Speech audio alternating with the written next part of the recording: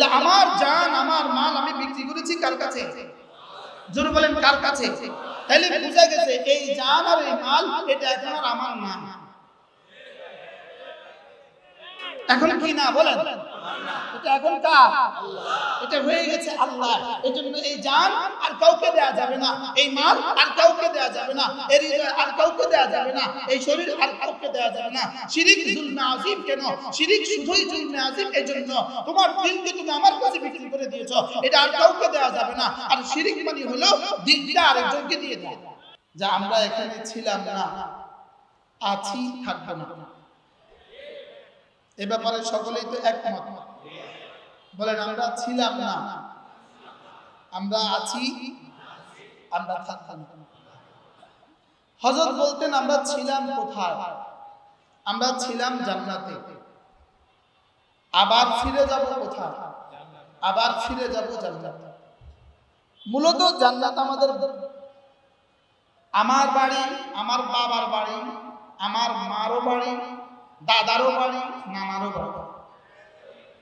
মূলত জান্নাত আমাদের বাড়ি। বলে মূলত জান্নাত আমাদের কি? বলে মূলত জান্নাত আমাদের বাড়ি। আমরা জান্নাতেই ছিলাম, আবার ফিরে যাব জান্নাতে। জান্নাত থেকে এলাম কেন? আবার জান্নাতে যাব কেন? আল্লামা ইবনে কাইয়িম আল জাওজিয়্যা আলাইহিস সালাম একটা বিখ্যাত কিতাব আছে মাদারিজুস সালিকিন ফি তাফসীর ইহদিনাস সিরাতাল মুস্তাকিম। এই কিতাবের মধ্যে তিনি প্রায় 18টা উজুহ লিখেছেন। আল্লাহ তাআলা হযরত আদম আলাইহিস সালামকে জান্নাতে দিলেন কেন, আর জান্নাত থেকে আবার দুনিয়াতে পাঠালেন কেন? 18টা উজুহ লিখেছেন তিনি, 18টা কারণ লিখেছেন। তার মধ্যে আমার কিছু একটা যেটা মনে আছে, আল্লামা ইবনে কাইয়িম আল জাওজিয়্যা বলেন আল্লাহ তাআলা জান্নাত মূলত আদম আলাইহিস সালামকে জান্নাতে নিয়েছেন কেন? জান্নাত দেখার জন্য। সুবহানাল্লাহ বলেন। বলেন কেন নিলেন? বলেন জান্নাত দেখার জন্য। এজন্য জান্নাতে যে ঢুকে সে আর বের হয় না। হযরত আদম আলাইহিস সালাম জান্নাত থেকে বের হলেন কেন? যেহেতু থাকতে যাননি, দেখতে গিয়েছেন, এজন্য বের হলেন। সুবহানাল্লাহ বলেন। তিনি থাকতে গিয়েছেন না দেখতে গিয়েছেন? তো দেখতে গিয়ে থেকে যায় না, দেখে চলে আসে। হযরত আদম আলাইহিস সালাম দেখতে গিয়েছেন। দেখতে প্রশ্ন, তিনি কি দেখতে গেলেন? উত্তর, আল্লাহ তাআলা জান্নাতকে আমাদের কাছে, আমাদের জান আর আমাদের মালের বিনিময়ে আল্লাহ তাআলা জান্নাতকে আমাদের কাছে বিক্রি করে দিয়েছেন। আমার জান আমার মাল এটা দিয়ে আমি জান্নাত কিনে ফেলেছি। আমার জান আমার মাল আমি বিক্রি করে দিয়েছি। আমার জান আমার মাল হলো বিক্রিত দ্রব্য, মাবি। আমি হলাম বায়িয়া, আমি হলাম বিক্রয়কারী, আর রব্বে কারীম হলেন ক্রেতা। বলেন বিক্রয়কারীকে আমি, ক্রেতাকে বিক্রিত দ্রব্য।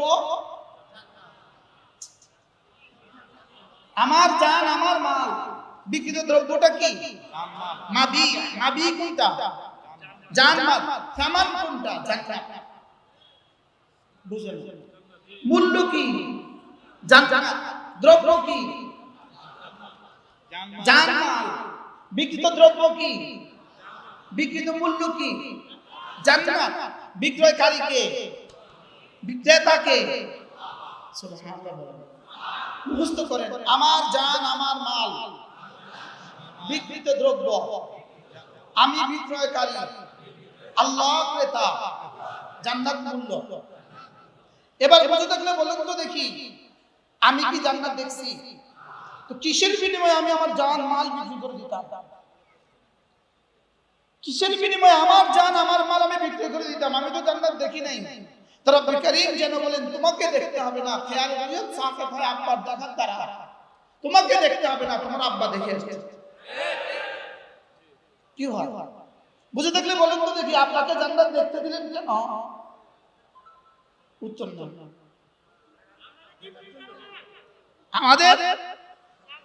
আমাদের জান মাল বিক্রি করেছে জান্নাতের বিনিময়ে। আমি তো জান্নাত দেখি নাই, ছেলে যদি ইতালি থাকে, ছেলে বাবাকে কি বলে, বাবা আমার জন্য একটা জমিন দেখবেন। তো বাবা জমিন দেখাশোনা করে এবার কি বলে, ছেলে জমিন দেখছি তুমি টাকা পাঠাও। তো ছেলে কি বলে, আব্বা জমিনটা ভালোভাবে দেখে নিবেন। তো বাবা বলে জি আমি সব দেখছি, আরএস বিএস সব দেখছি, জমিনের অবস্থান দেখছি, সব দেখছি, সরেজমিনেও দেখছি, আরএস এ দেখছি, বিএস এ দেখছি, সব দেখছি।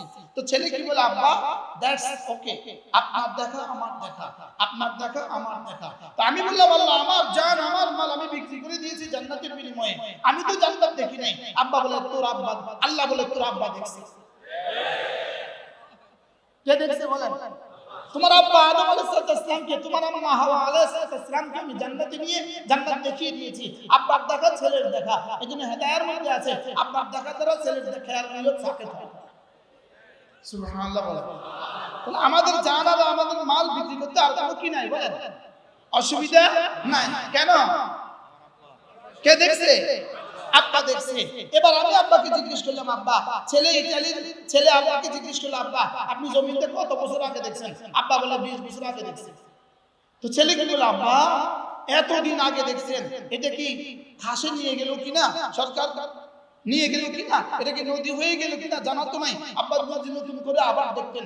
আমিও যেটা বললাম, আল্লাহ আব্বা তো দেখছে আদম আলাইহিস সালাম জান্নাত দেখছে, 1000 বছর আগে দেখছে, এটা তো অনেক দিন হয়ে গেছে। এজন্য এখন যদি খেয়াল নিয়ত অনেক দিন আগে হয়, খেয়াল নিয়ত সাকেত হয় না, আবার ফিরে আসে। আল্লাহ তাআলা বলেন যাও তোমার পক্ষ থেকে তোমার নবীকে মেরাজের রাতে ডেকে নিয়ে এসে লিনুরিয়াহু মিন আয়াতিনা, আবার জান্নাত দেখিয়ে দিয়ে তোমার খেয়াল নিয়ত যেন বাইরে আসে। কি হয়? তাহলে এবার কাকে দেখিয়েছে? নবীজিকে কি করেছেন? দেখিয়ে দিয়েছেন। আর কোনো খেয়াল আছে? আর কোনো খেয়াল নাই। তাহলে আমার জান আমার মাল আমি বিক্রি করেছি কার কাছে? জোরে বলেন কার কাছে?